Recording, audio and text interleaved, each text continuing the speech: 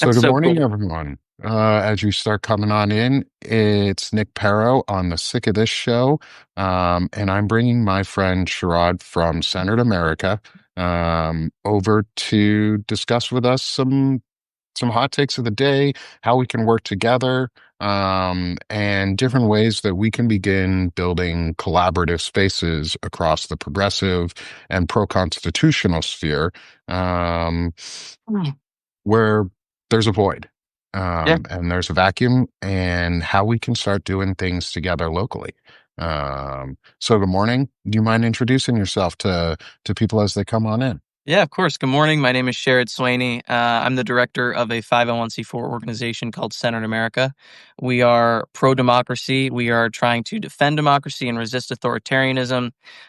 We are trying to do that through grassroots movements, amplifying independent journalism, and just getting people out there. I started the organization kind of thinking about it. It started after this past election. Um, I was thinking about how did this go wrong? And I think we've had a lot of time to talk about this, all of us. That's how it went wrong. What did Kamala Harris do wrong? Right, like all of this, and we can go. Okay, it was Palestine, it was Israel, it was how did she use her funding right? Like just trying to get so intricate with it. Um, but we landed on the fact that the utilization of $1 billion worth of funding that Kamala Harris got, and by the way, I believe that she did a great job for the time she had, um, Yeah, I would agree with that was assessment. Yeah. used a lot on social media and not grassroots movements. And what I mean by that is algorithms on social media are very tethered to the ideology of what you're viewing, right? So if you are a Democrat, you're going to see Democratic videos.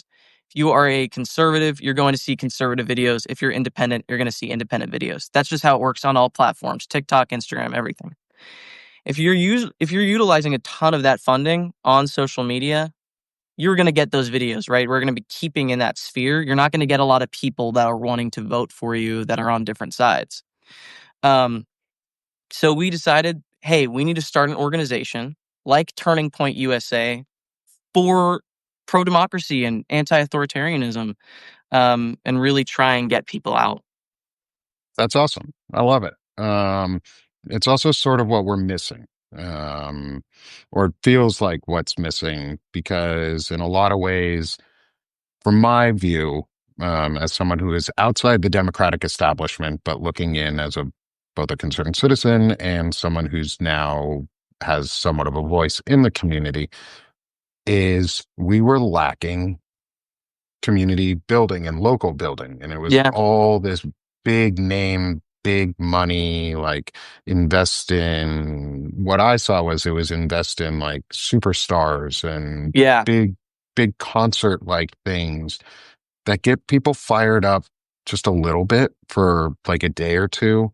Um, but didn't actually, and I'm not knocking Kamala. She did an amazing job with the time she had. She was handed a terrible situation, Yeah. and she did what she could to do as best as she could. And I don't think it's Kamala's fault that she lost. Um, I think there is blame on her side. I think there's blame on her team's side.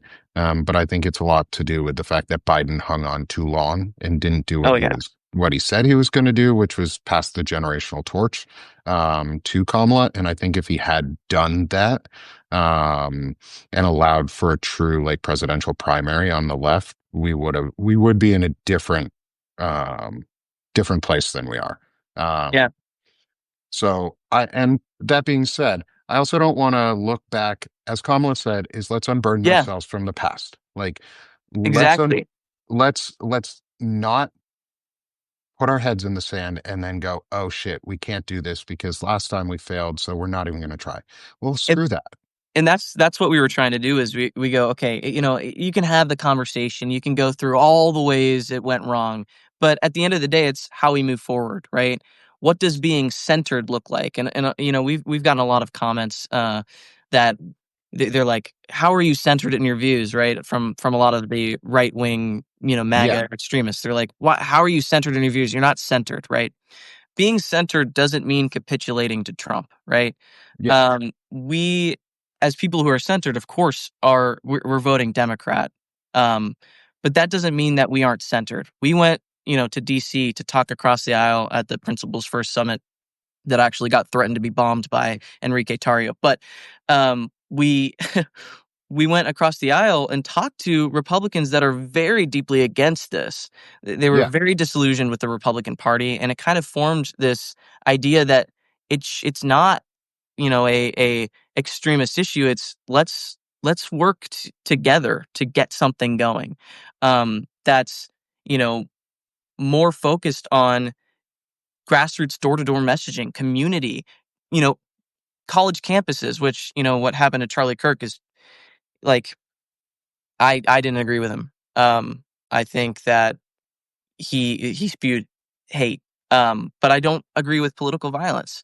Um, but I understand the that feeling of relief from all that hate, right? But also he did something well with what he was trying to do, which is Yeah. let's combat the algorithm by getting there in person, talking to people, trying to get people to understand my, viewpoint, as messed up as his viewpoint was. Yeah. And that's what we want to do, That's just in a awesome. more centered way.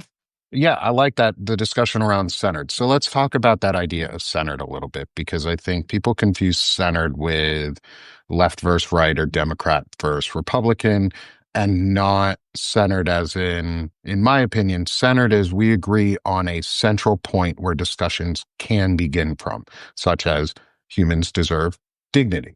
Mhm. Humans deserve freedom, life, liberty, and the pursuit of happiness. We should all be guaranteed those opportunities. We don't talk about those things that way anymore. Everything's become hyper politicized. And I love that you're finding an idea of center. So, can you describe a little of what your vision of a center, like a center discussion, might start from? Well, a centered discussion, I've heard this before, which is something I utilize, right? If you're talking to someone across the aisle, you first start with, do you support the Constitution or do you support who you're backing? As in, if I were to ask someone who's very MAGA, very pro Trump, I'm going, do you support the Constitution or are you supporting Trump in this discussion?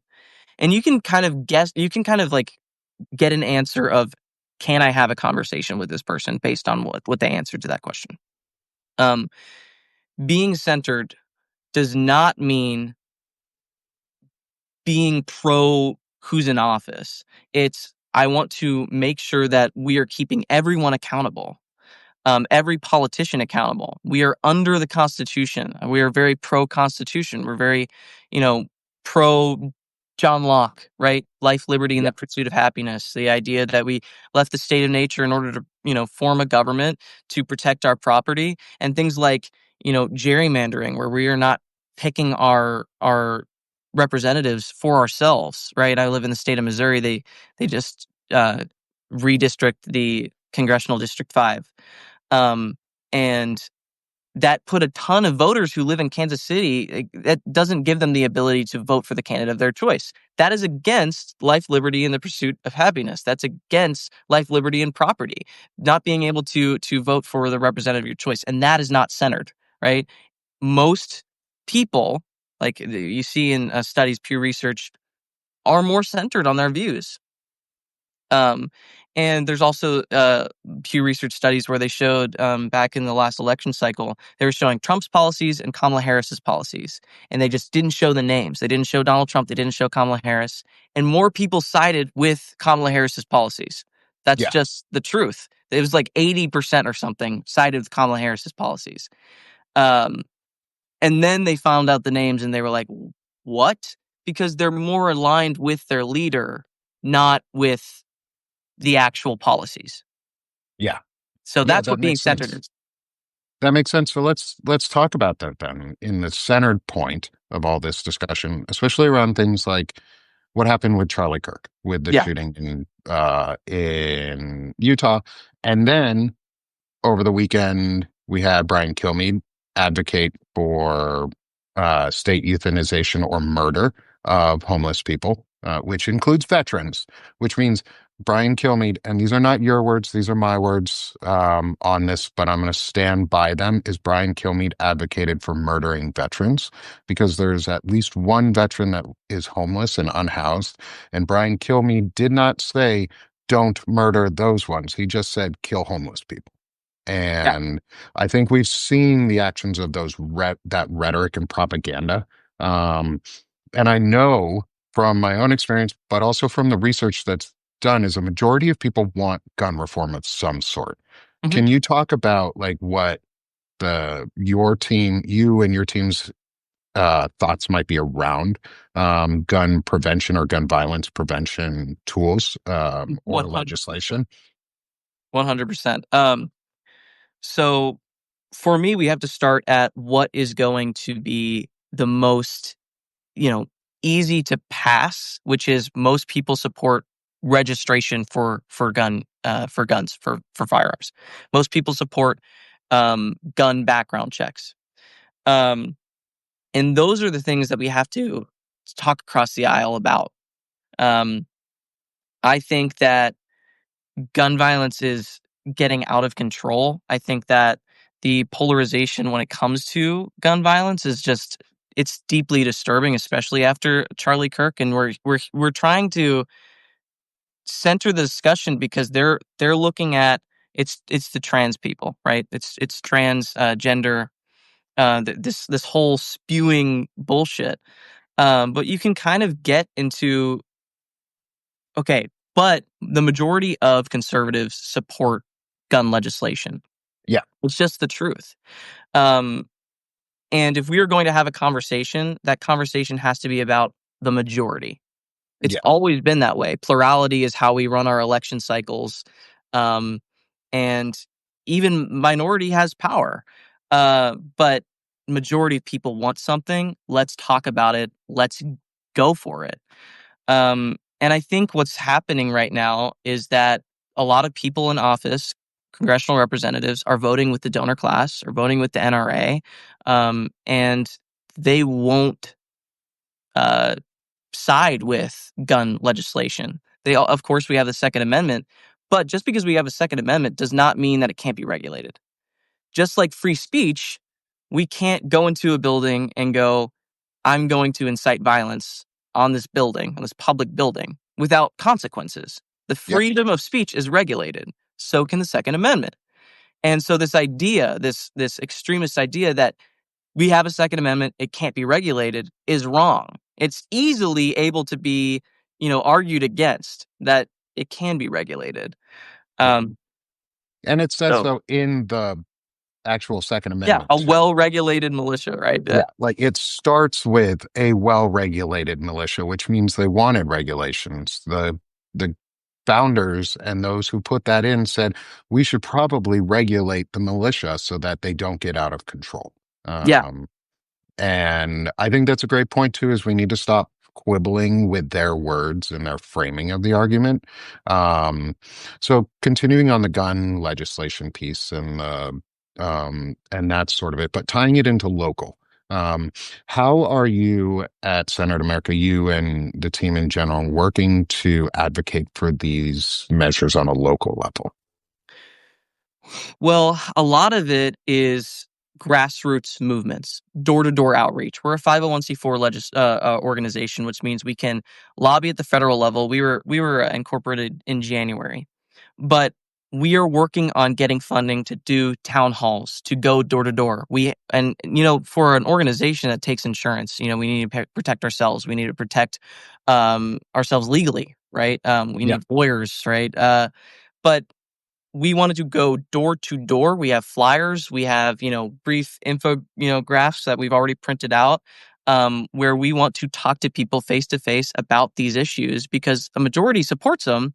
How can we get everyone in line rather than looking at a leader to looking at policy? And that's by talking to them. Um, Going like Missouri, there's tons of rural areas nationwide. We want other people doing that too. speaking at their churches, in their community, at the library, speaking with people at town halls, really creating a community space where they can talk about these issues together in person. And I think a lot of people are scared to do that. They are more social media is easily accessible, so they're speaking behind a phone, and that doesn't do as much as, hey, we're people and we want Yeah, this thing. How can we urge our leaders, because it's bottom up, not top down. How can we urge our leaders to do this? As in, we will not vote for you if you do not pass this policy that the majority of people want. And that's just by grassroots messaging. I love it. And the idea of bottom up is what we really need to focus on. I want to pull on that string a little bit because it's the inverse of trickle down economics or trickle down politics is they Yeah, don't work. Top down politics don't work. it's never worked. Nothing top down Mm, works. No, nothing really top down works. It's always a pyramid scheme when it's top down because it's always about the top person getting the most and everybody else underneath. Um, can you talk about some of the groups that you are able to work with in local action? Are you able to work with groups like Indivisible, Common Defense, folks like that to help build the messages? What types of restrictions are placed on you in those areas, and how do you work to get around them?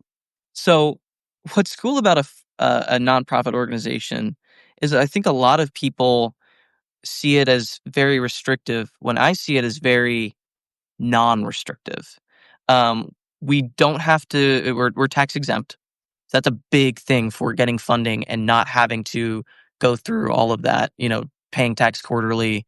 We are able to just have taxes be exempt and work on our mission. A 501(c)(4) organization can lobby at the state and federal level. Um, we are not a 501(c)(3) organization, and the difference between that is 501(c)(3)s are a little bit more restrictive on the political side. They can't advocate for candidates, they can't lobby, they can't, take in, campaign money, right? And their donations are exempt from tax. So if someone donates, it's tax exempt, right? For a 501(c)(4) organization, if someone donates to us, it's not tax exempt, but we are tax exempt as an organization at the end of the year. Oh, that's awesome. Yeah. That's good So, to know. yeah. So 501(c)(4), why it's good for us is that we are able to actually write legislation and lobby it, right? And we haven't started that yet. That takes funding, right? Like Yeah, that's difficult. But we can do that as a 501(c)(4) organization, and that is such a big deal to us. Having the ability to just be able to lobby in that way. Um, Also, we can advocate for political candidates. We can kind of act as a pack in a way. Um, and restrictions is just that grants are a little harder to get, but people still give out grants for organizations, and that's the biggest thing that we wanted to start with was, okay, what is the extremist MAGA movement trying to do? They are using nonprofit organizations. Turning Point is a nonprofit organization, right? It's yeah, huge, and it got a lot of young voters out to vote. Charlie yeah. Kirk did that. Turning Point USA is a nonprofit. And we were like, okay, do we want to make it an LLC or do we want to go their route and make something more centered for the people? And decided on a 501(c)(4) organization in order to do political activist work. So we're classified under social advocacy and political advocacy. Oh, awesome. That's great to know. And thanks for all that really good information. Yeah, That's sorry, helpful it's for it's a us lot. too.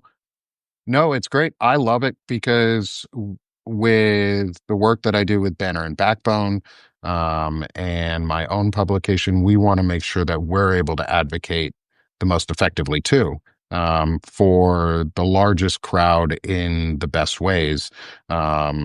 And so I definitely want to continue that part of the conversation, maybe offline, Yeah, a little bit more with you, because I think that'd be great to learn about the differences and yeah, some of the advantages and disadvantages of 501c3, C4, or LLC for profit. LLCs are for profit. That scares people because it is, you have to make money, but it's also not, it also depends on what for profit really means, is what that profit is going to and how it's being used. Um, and so I do think, though, that the idea of a 501c4 is an incredible step forward, especially because groups like Chorus are doing it too, that Brian Tyler Cohen is running.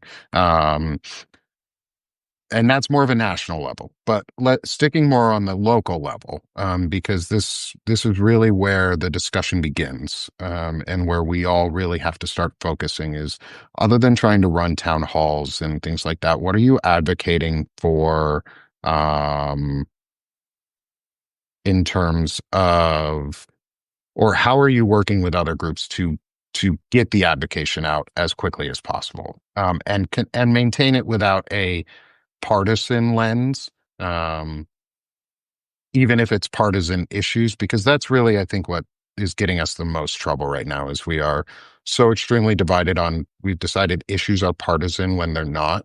Um, how are you working with local groups to really help reframe that discussion? Yeah. Well, for starters, we are incorporated in January, so we have done.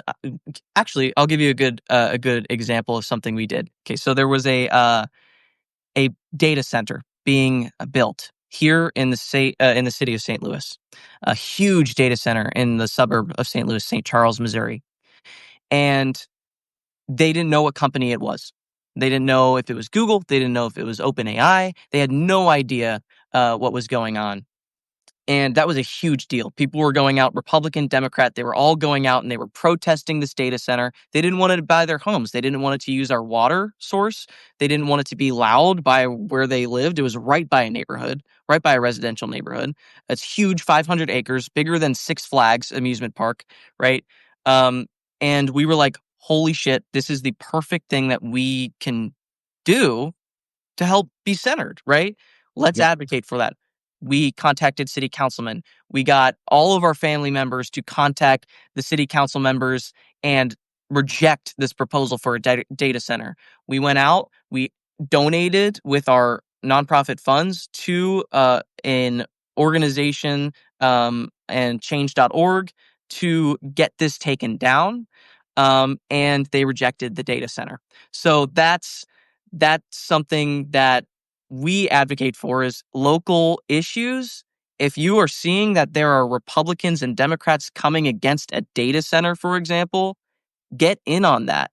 Contact council members, contact these people and say, we are not going to vote you in unless you reject this. Um, and we did it. You know, it's taken out.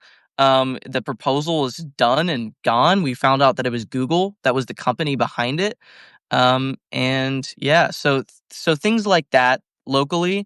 But working with Indivisible Kansas City, we're able to work with other organizations. We're able to work hand in hand. So Indivisible Kansas City is working on, you know, the gerrymandering. Of course, that's now been passed in the Missouri Senate. But we wanted to work with organizations like that we can in order to like sue under Missouri's constitution because it's anti Missouri's constitution. It's against Missouri's constitution gerrymandering. Good, So good. It should be. yeah, it should be. It should be. It should be against all of them. Thinking on that, because I know Missouri has local and like citizen-led petitions that you can do Yeah, yeah, yeah. for laws um, and actually do citizen-led pure democracy. I know that's also under attack in Missouri, and they're trying to change the rules on that. Can you talk a little bit about what's going on there and how you guys are involved in possibly preventing the change to, I think it's what, 80% of each district would have to approve the, I think it's 80% of the, like, there's some stupid number in each district too would have to pass. Can you talk about that? The measure they're trying to remove your pure democracy rights from. So yes. So last election cycle, we had voted to codify abortion rights into Missouri's constitution. It was Amendment 3. Um, and what they're doing is they're directly putting back another amendment in order to, rescind what we did. Um, Citizen-led petitions are how we get things done here in Missouri. We actually had a citizen-led petition to end mid-district gerrymandering in Missouri, and they went back and they did another petition in order to get rid of it. So right now, even though we're having citizen petitions, it doesn't really work. It might work for a year or two, and they just anything that they don't agree with, it goes right back. Honestly, it's how it's always been. I don't think that there's many citizen-led petitions other than maybe raising the minimum wage, which they did, and they're still going back on it. So it's how we get things done in Missouri, but it's not getting anything done. 40% of people vote blue in Missouri, and 60, it's like 60-40, maybe I would say maybe 55-45, if it's the real number. Yeah. And they aren't actually representing. There's no proportional representation on that number, especially with the gerrymandering. How we are working to stop that is we want to work with Blue Missouri, Jess Piper. I don't know if you know who Jess Piper is. Yeah. She's wonderful. But she wants to run rural blue candidates. And she's also advocating for the citizen-led petition, getting people involved in writing their own petitions, right? Hmm. Writing things on the ballot. And I think it goes right back to that grassroots messaging, getting people involved on a wider scale to get that majority support for something that they advocate for. And how do you do that? Door to doors, community messaging, town halls, but more than that, working with other groups in order to have a wider range of support for issues like that. That's awesome. Well, one of the things I'd like to be able to do then is work with you as best as we can to support that. Whatever efforts you guys are doing from my platform itself. I'm out of Arkansas, so Missouri impacts me. Like what happens in Missouri impacts me too. Um, because if they have the gall and the ability to do it there, they'll do it here too. And they'll do it worse because Arkansas is just as bad, if not worse, at times. We Yeah. present ourselves better. We have a shinier exterior than Missouri or Oklahoma, but we're not doing any better on the autocracy scale. And so anything that we can do to help, or I can do to help, I'm glad to be able to. I know there's some folks in the chat talking about wanting to host a convoy and getting us into Oh, like touring, this is scheduling, and you talked about that a little bit. Can you talk about your idea of like getting out and actually moving around and visiting places? so we had an idea. I know what they're talking about. I we had an idea called like Senate America Across the World or Democracy on Wheels, right? And it goes back to the civil rights movement when they were going on buses and traveling across different states in order to advocate for civil rights. Um, and we had the idea of doing a cross country kind of just convoy of vehicles that are all showing support for anti-extremism, anti-Trump, authoritarianism messaging, right? If we want to get the messaging out, we need to go, across the country. We had an idea for just like a community convoy going across the country, getting that messaging out, talking to people, setting up town halls in different states. How would we do that? A lot of funding, and we're working on it. We're working on it. How we're working on that is we need insurance. We are working on getting insurance. We have everything incorporated. We're incorporated in the state of Missouri. We have 501(c)(4. Our documentation for that. We have funding here on Substack. We also have donations. But we're working on grants. There's a ton of different grants by a ton of different organizations, and we can get funding for that specifically. Um, and get other people involved in different states, meet up, stuff like that. That's awesome. So with the stuff going on most recently. There's been a lot of attacks around left-wing organizations, Yeah, wrongful attacks against organizations that are not involved and not advocating for violence in any way. In fact, we're all advocating against violence very yeah, openly and very loudly, saying yeah, peacefully and patriotically, we need to take back our country without violence, yeah, because shooting people for your ideas is a coward's way out. The strong way, the manly, the masculine way, really, if you want to talk from a men's point of view, if you want to be masculine and protect people, talk your differences out. yeah. Learn how to talk and debate, because then you can show your points and prove that your argument is right with words and with ideas and with facts and truth. Guns are the easy choice. That's not what we want. I Um, agree. and so like I'm so excited that you guys are doing this and are getting funding that you need to be able to move around and do things. How do you think now with the recent shooting with Charlie Kirk, how do you think, or do you think this will change your plans to be able to move around and do local events or college campus events and things like that? Um, yeah. So me and Gavin, my co-director, we originally were like, we need to go to college campuses, right?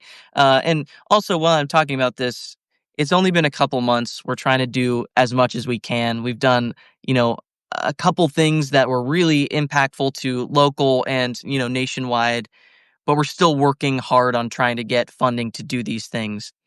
Um, so, I'm trying to talk myself up, but there's so much more we can do, and we want to Oh, do as absolutely. much as possible in short periods of time.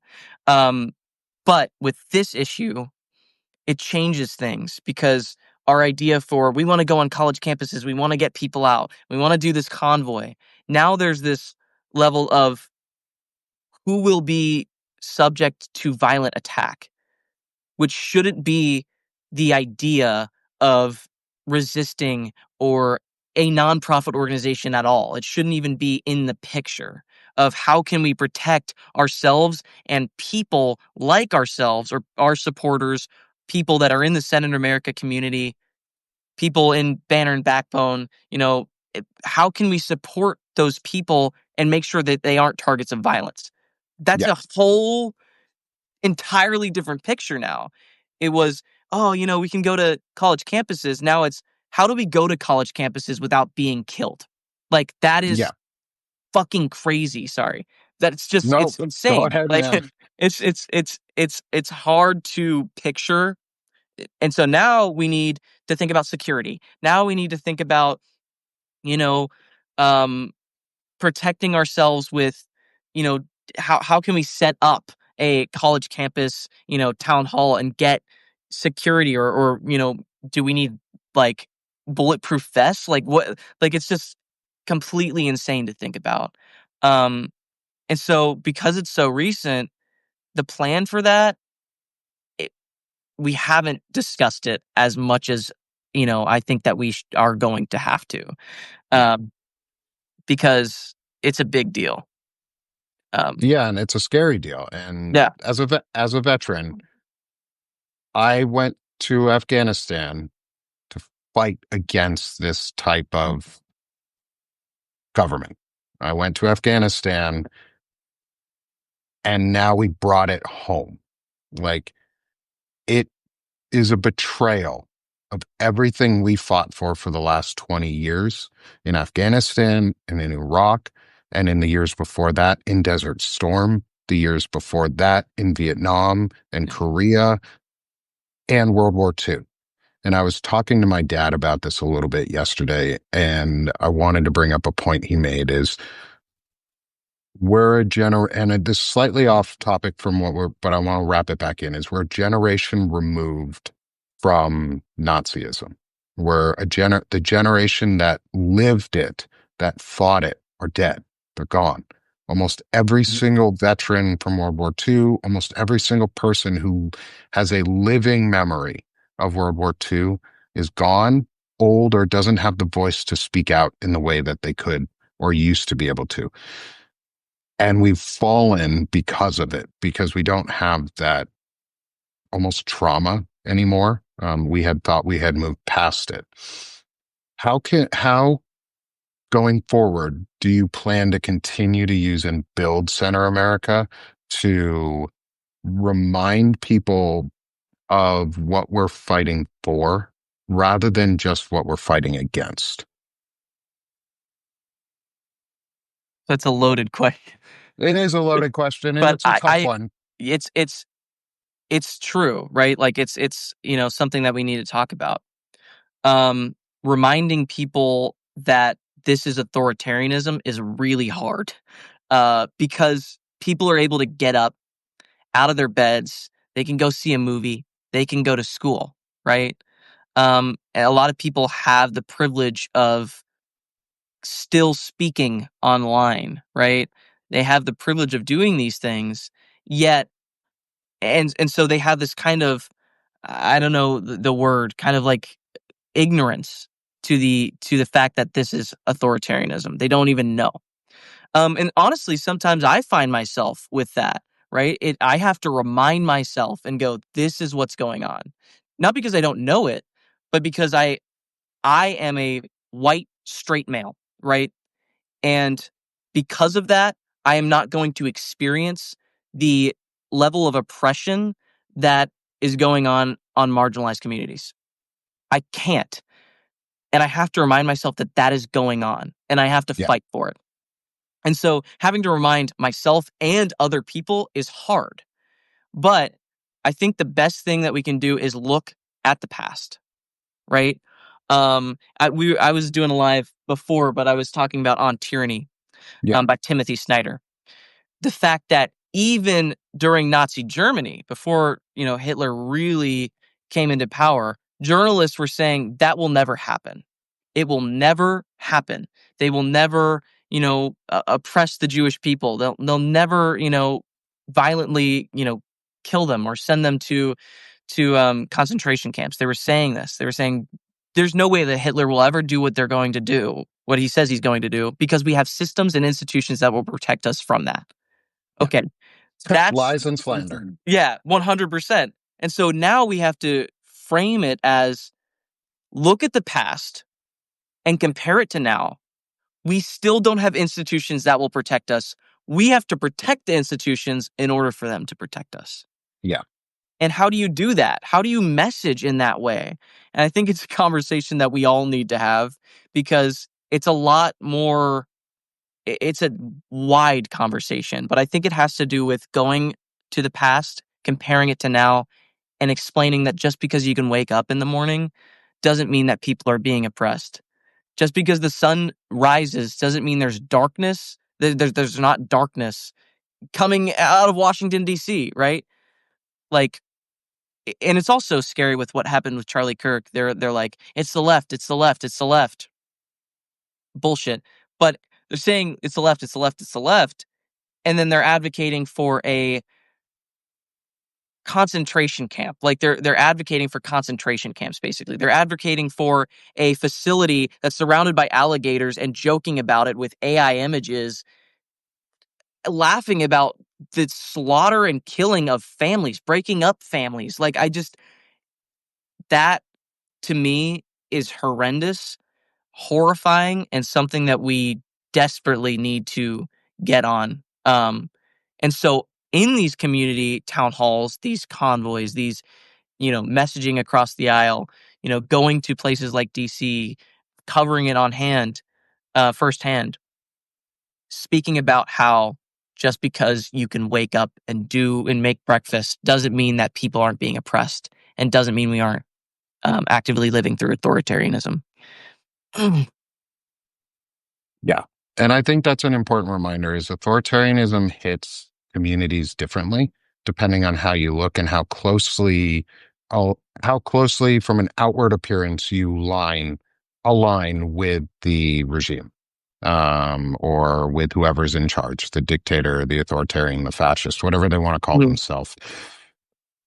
We won't see it in the same ways. And we live in rural areas too. Like we live in to center of America, rural areas or rural states on average that are red leaning and will feel the least brunt of the impact too.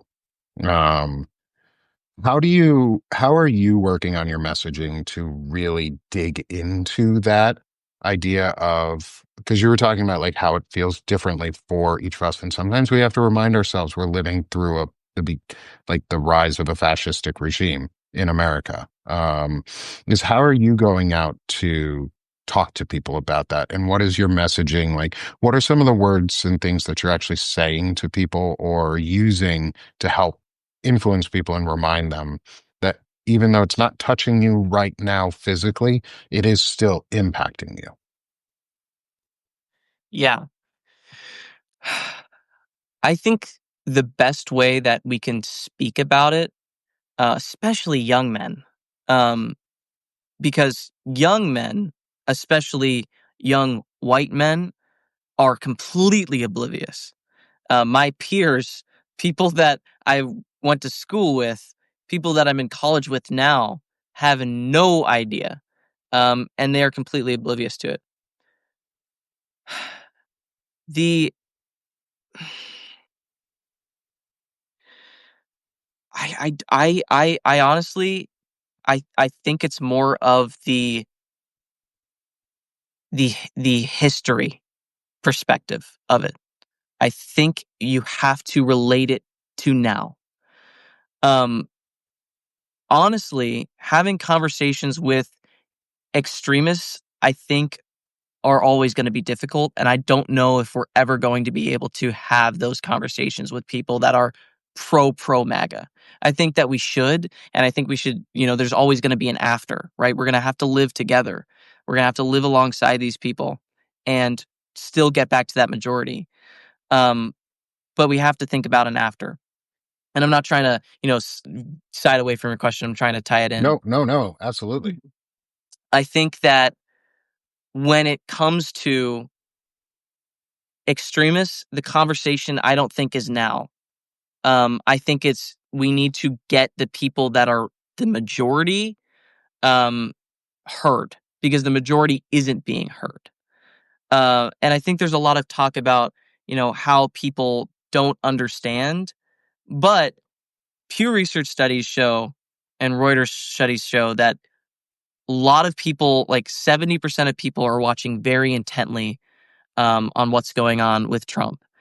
Um, the majority doesn't support uh, immigration facilities like the one in Florida.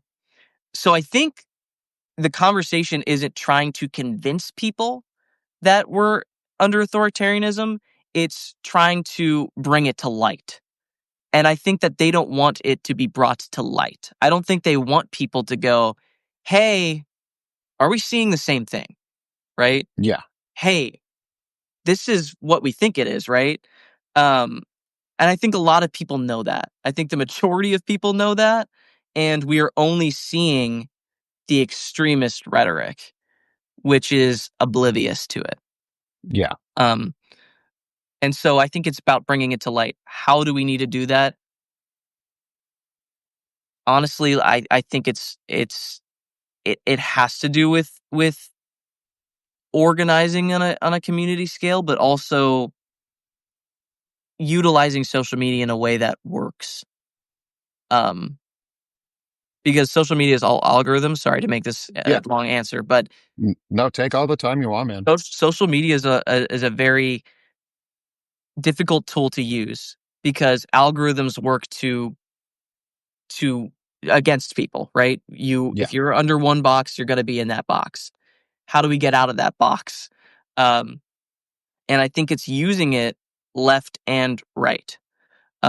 And it goes back to what Charlie Kirk was doing. How can we utilize that for ourselves? yeah, And so he went to college campuses. He had debates with, people that were left wing. He had people that were right wing supporting him. And so people that were on the right and on the left both watched Charlie Kirk, We all knew about him. We knew what he said. We knew what people were responding with. We knew who was debating him, and so we all were seeing it. That's an Yeah. algorithmic masterpiece, right? Having the ability to see all different angles of this person, supporting and not supporting, that's he hit the algorithm like masterpiece, right? He's able to talk to all types of individuals. And how do we utilize that for ourselves? Getting that centered messaging left and right. Um, and we should do that by talking to people online like this, speaking across the aisle, speaking with Republicans. I think that Kamala Harris's, Republicans for Harris was a good thing, but we need it on a wider scale.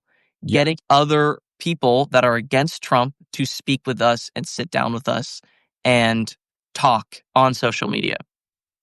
Yeah. I think that all of that's a great point. And I think talking on social media is our starting piece, which we're doing right now, where we're all gathering together. There's almost 200 people here with us right now, who are listening to this discussion. People have been rolling in throughout. It's great to see that everybody is coming in and listening. All of you, all of the people here. If every single person here were to just share this with one other person, and that's 400 people who will probably share it again with somebody else. Is all you have to do at the end of this to help get this message out and get what Sherrod has been talking about and what I've been talking about and getting local organization and local action. Another great tool is runforsomething.net. Runforsomething.net is a local and state candidacy training program. It's an online course to train you how to be a candidate to run for local and state office. We will put it in the show notes afterwards, like I do a lot of times about this, is runforsomething.net. Even if you're not going to actually run, go sign up. I've signed up. I haven't finished everything in there, but fill out a profile, fill all your information out. Because even if you're not going to run, you can learn how to help another person run. And so I think support isn't always money. We have to remember that. Like Fred Wellman, a guest I've had and a contributor on Midas Touch Network, he's been on Banner and Backbones Vet Talks a couple times now, is he always talks about support isn't always about money. It's your effort. It's the actions you do and the things you do. And the simplest entry to civics right now is in social media. It's literally listen, share, and restack. Like, Yeah, I agree. I think that it's not always money. I always tell that everything that we put out, our news updates, it's all free. We never mhm, have anything under this paid idea. If people want to support us, they always can. But I really like what Terry Moran was doing, and I think that's something that we need to do, which is a citizen reporting effort. As in, if there's something going on in the community, abuses of power, send it in, and we will report on it and get the message out. We'll credit you, we'll say where it's at, and we'll make sure that people are hearing it. I think that people with larger platforms or people with even smaller platforms, right? Like Center in America, we have like 10,000 subscribers, like 30,000 followers on Substack, right? Roughly. And if you were to go, hey, this is an abuse of power, I'm sending it in and we were able to report on that, more people are going to see it. More people are going to spread it. More people are going to share it. That's how we also utilize social media to our advantage, which is if there's something going on, let us know. If there's something you need to talk about, right? I always say this in my lives, which is I'm not going to know everything, right? I can mhm, have an idea. You all are going to know a lot as well. Let's all contribute. And, if there's something that I don't know, I'm going to be like, I don't know, right? Like, yep. what do you have to say about it? Let's combine our ideas and let's get something out. Also, what you were saying about a united citizen effort to defend the Constitution is a big thing that I advocate for.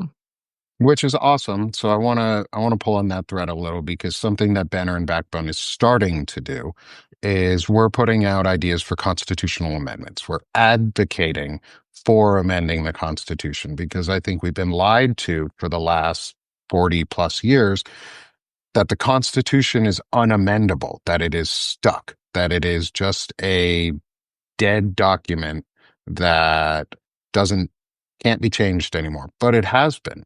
The first thing they did was change it 10 times to get the states to ratify it.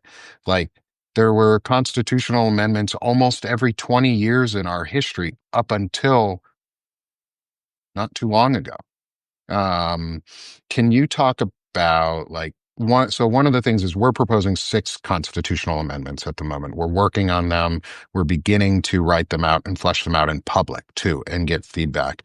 And I'd love to invite you back to have a discussion with Lawrence Winterman on it, Oh, yeah. and that idea, as well as see if we could get Evan Fields involved, who's a contributor on Lincoln Square. He came on for a vet talk yesterday with me. um, he did a master's thesis on local engagements and town halls and the use of local democracy and how and its importance. And I think he would be a great resource for you guys to partner with, and for us. And I'd love to be able to partner with you guys in whatever way we can, Yeah. to help spread the message. You're a much larger platform than we are. We're just moving fast and getting out there. You guys have an incredible audience that I think from today, like I also agree, is if you have stories, if you have accurate stories that you are seeing and reporting on, it's a citizen-led journalist movement. There's a million stories and a million and 10 million voices that can tell them. We may as well use all 10 million of them. Like we need 3.5% of the population actively engaged at all times in the US. That's just about 12 million people, 13 million people. That means 13 million people should be reporting stories every single day from every single community. And if you have them, take send them to us. Shrad said send them to him, send them to us too on Banner and Backbone. Exactly. Send them to us. Tell us those stories. We will give you credit for reporting them because it's a citizen-led journalist movement. Washington Post was right. Democracy dies in darkness. Well, they brought the darkness. We're just going to undo it. So I want to give you the last couple minutes here, before we're getting close to the top of the hour. I want to give you the time. Plug yourself, plug Centered America, plug everything that you do, and to that way we can get everything in the show notes. We can get you guys as much support and help as possible, and how we can make this movement bigger. Yeah, so we have a website, centeredamerica.org. You can go to our website and you can volunteer. We can also partner with you if you're an organization. You can just fill out the forms. We have all the forms on our website. It's really quick, and it's just tons of information, and we can best figure out what you can be good at. Volunteering door to door. We are working on we also have our Substack. You can subscribe to our Substack. Um, if you want to be a paid subscriber, you can. You don't have to. Everything that we post is free. All of it has to do with the messaging and you getting out there and your support and reporting if there's something that's going on in your area locally. Also, we are working on so right now our volunteering forms on our website are there, but we also want to make sure that you have liability, right? We want to make sure that anyone who's volunteering is protected. So we are working on getting insurance now. We are very close to just having the best quote and getting that out and done, so that you have liability, and then also we're protected because we're the directors and we don't want a lawsuit on our hands. But Yep. yeah, so anyone who goes and signs that form and puts that in, we'll contact you. Our email is info@centeredamerica.org. You can contact us with any questions about how to get involved. You can also contact us if you have any stories that you want to report on, anything that you're like, hey, dig deeper into this. We do a lot of deep research dives. So Stephen Miller and Peter Thiel, we did a huge paper on that. Um, we are wanting to lobby, right? So Nick, you said that you have constitutional amendments that you're working on. Um, we can actually use our organization to work on getting those out there because we legally can. I also suggest thinking about a 501c4 organization for those things, or a Yep. 501c3, because it works. You have the legal ability to do those things and get them out there, and you're protected in that way. But yeah, that's Center America. We're also on TikTok and Instagram. Our TikTok has a lot of people that tune in. We got like 400,000 views on a video like a That's little while freaking ago awesome. talking about Missouri gerrymandering. So, really cool. But yeah, That's that's awesome. everything. That's everything. Really. Awesome. I really appreciate it, man. This has been a really insightful conversation for me, and I have learned quite a bit. And I think this is one of my favorite parts about doing this is coming on and actually learning things, um, and hearing what you guys are doing so well that is really needed. So, in my estimation, we are 40 years behind on organizing as a pro democracy side of the house. We have 1 year, we have less than a year at this point to finish 40 years of organizing in a year. It's a lot. It's a lot. Yeah. Which is why I'm also advocating for there's a million voices or 10 million voices to do all of that work. We need all of you guys. So for the hun or and gals and others and anywhere in between, like we need every single person right now to join, support us, subscribe for free to both our channels if you aren't already. Become a paid subscriber if you can to both our channels already, and Banner and Backbone if you can. We're trying to build that network up as well to support things like what Centered America is doing and get their message out and be the reporters that are needed.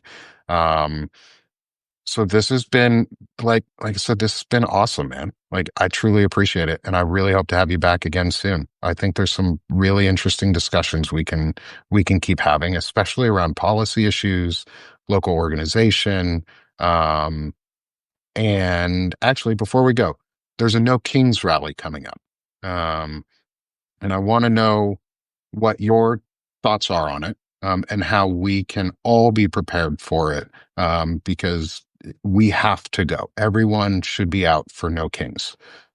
If you're not going out for No Kings, like, do you even really care at this Yeah. point? So I, go out. I agree. Last No Kings, we did a table where we just sat. I suggest you do it too. We did a just a table. We had like little signs that showed like you could do Banner and Backbone. We had our Center in America logo, and we passed out water. We passed out food. We passed out snacks. Honestly, we could work on having like a mutual fund where we can pay for you to pass out food and water and snacks and talk about what you're doing. Um, that's what we do when we go to protests is we're just trying to help people stay hydrated. We talk to them about our message, but how to get prepared, go. I think it's Mhm. scary because of the violence, but we need all to be there, and honestly getting as many people out as possible is the best bet and best move. We haven't hit that 3.5% threshold though. you know at I don't know. I've heard a I lot of think we have. I think we have, but I it was like 11 million people, right? At the last No Kings. I think we were a little over or a little under, but of course, hitting 3.5% isn't just going to automatically do something just because you have a lot of people out. But it shows we're all in unison organizing. I think though that protests without those tables where you're talking to people about what you're doing is just solidified protesting. I think we also need to talk to each other, right? Yeah. And meeting people. So that's why I suggest people that want to talk about policy, want to talk about organizing, want to talk about their ideas, set up a table and pass out waters, pass out little infographics. You can just print them out and just pass people out little flyers, things that you have ideas about. Yeah. That's awesome. Well, I really appreciate all of it, and I appreciate all the information, the great conversation today, the engagement from everyone in the chat. It's been fantastic. I love seeing and hearing all the notes go through. I've been trying to keep up with a bunch. I know we haven't commented on all of the things that have gone in the chat. You guys are going strong in there and having great conversations. And that's part of it too, is you guys are discussing while we're discussing the things that we're talking about. And planning and making and telling your stories. Tell your story. Get out there. And as I always say now at the end of every episode, and it's my platitude for everyone to go have a great time and go do something, is let's stop being sick of this shit and let's start doing this shit. So I'll see y'all later today. Look out for me on Banner and Backbone with Ellie Leonard in the afternoon. Tomorrow's another huge day for the show, with Wajahat Ali from the Left Hook coming on, Joe Walsh, Knights of the Rainbow Table, and a Nazi discussion with Tim Whitaker. Before you go too, because you talked about it a little bit, is I want to invite you and everyone in the audience every Friday at 12:30 Eastern Time. Banner and Backbone is hosting the virtual anti-fascist book club, set up and originally organized through Chris Goldsmith, and Veterans Fighting Fascism. Um, we would love everybody to show up. Chris Goldsmith is our special guest for this Friday's episode. For our second episode, we'll be reading and discussing one of his writings, on what is fascism, and a John Lewis writing on, I believe it's on love and how we can act. And so I would invite everybody in the audience here, 12:30 Eastern, to come and join us for the Banner Yeah. and Backbone Anti-Fascist Book Club. I'll make sure to boost our previous episode so you know what we talked about and what books to read. And then next week is on tyranny, is what we're going to plan to read, assuming I get my book in from the library, that I'm waiting on. But again, thank you everyone for coming. Thanks for sticking with us. Appreciate all the great conversation. We're going to be working on the local level to help make some change. Please get out there and help us. Thanks, everyone. And again, let's stop being sick of this shit. Let's do this shit Thank you and for go having me make a on. difference. Thanks, man. Thanks, everyone. Have a great day.